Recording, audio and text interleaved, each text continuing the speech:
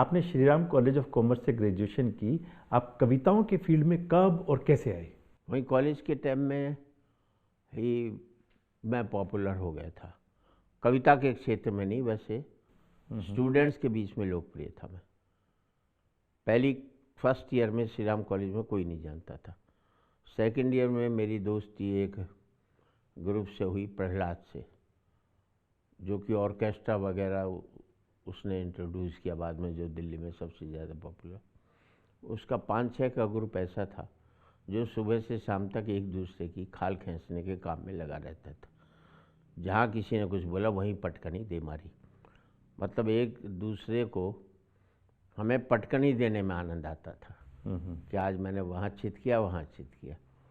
किसी से भी बोलने से पहले ये सोचना पड़ता था कि इसका जवाब ये देगा, उसका जवाब मेरे पास हो तो बोलूँ, नहीं तो।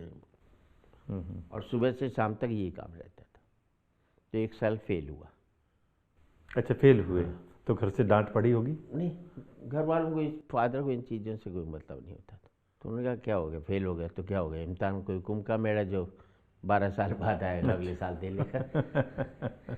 तो उस मामले में फिर कभी मुझे ये ध्यान नहीं कि कभी पिता या माँ में से कोई स्कूल बुलाया गया हो या गया हुआ हो या एडमिशन के लिए गए हो, कहीं कुछ नहीं। शर्मा जी, आपका बहुत लंबा कैरियर है। कई सालों से आप कविता पाठ कर रहे हैं, देश में भी विदेशों में भी, सब जगह। और आपका एक अपना टिपिकल स्टाइल है, टिपिकल अंदाज है।